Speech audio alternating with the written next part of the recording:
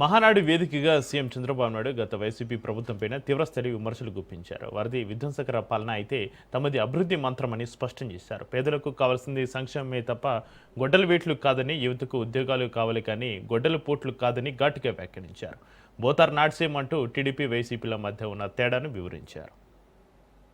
రాజధాని పైన ఒక విధానం లేదు, విజన్ లేదు, విషయం కక్కడమే తెలుసు. ప్రతిపక్షంలో అమరావతికి మద్దతు అన్నారు, అధికారంలో 3 రాజధానులు అన్నారు. ప్రతిపక్ష హోదా పోయాక ఇప్పుడు మావిగన్ అంటున్నారు. వీళ్ళని ఏమనాలో నాకైతే అర్థం కాలేదు. కేంద్ర ప్రభుత్వం పార్లమెంట్ లో పెట్టి చట్టం చేసిన తర్వాత కూడా మావిగన్ మాట్లాడతారు. వాళ్ళకు ఒక గోల్ లేదు, అదొక అడ్డగోల్ బ్యాచ్.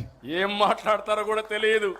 అది వాళ్ళు చేసే పని. విశాఖ ఉక్కు మన సెంటిమెంట్. కేంద్రం సహాయంతో విశాఖ ఉక్కును నిలబెట్టాం, లాభాల బాట పట్టించాం. ఇదొక్కటే కాదు, కనీసం 52 ఎకరాలు ఇస్తే రైల్వే జోన్ ఇస్తామంటే అది కూడా ఇవ్వలేక చతికిల పడితే ఈ రోజు రైల్వే జోన్ కూడా సాధించుకున్నాం.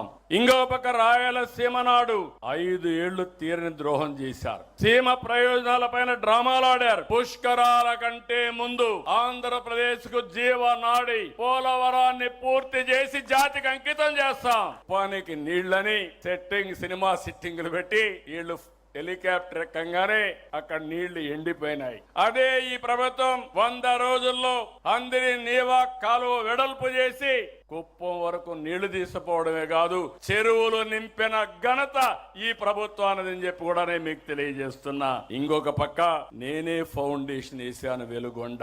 దగ్గర 2500 నుంచి 3000 కోట్ల రూపాయలు పెండింగ్ ఉన్నాయి. ఇంకా టనల్ కూడా పూర్తి కాలేదు, ల్యాండ్ ఎక్విజిషన్ కూడా పూర్తి కాలేదు, R&R ఇవ్వలేదు. పోయి రిబ్బన్ కట్ చేసి వచ్చారు. నేను హామీ ఇస్తున్నా, నేను ప్రారంభించిన ప్రాజెక్టు మళ్ళీ ఆ ప్రాజెక్ట్ ను పూర్తి చేసి మార్కాపురం జిల్లాని సస్యశ్యామలం చేసే బాధ్యత ఈ ప్రభుత్వానిది.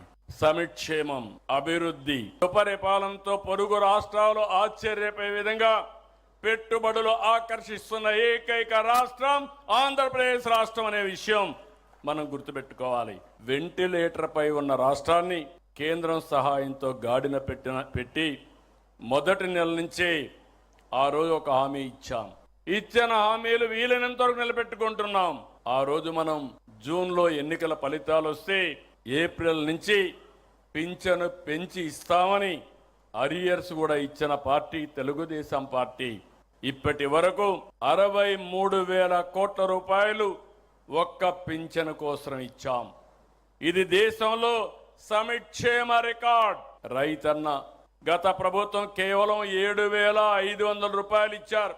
అన్ని కార్యక్రమాలు రద్దు చేశారు, రైతును నిర్వీర్యం చేశారు. కడాన మైక్రో ఇరిగేషన్ కూడా రద్దు చేసే పరిస్థితికి వచ్చారు. ఈ రోజు మీరు ఒక్కసారి చూస్తే 14,000 రూపాయలు ఇస్తున్నాం.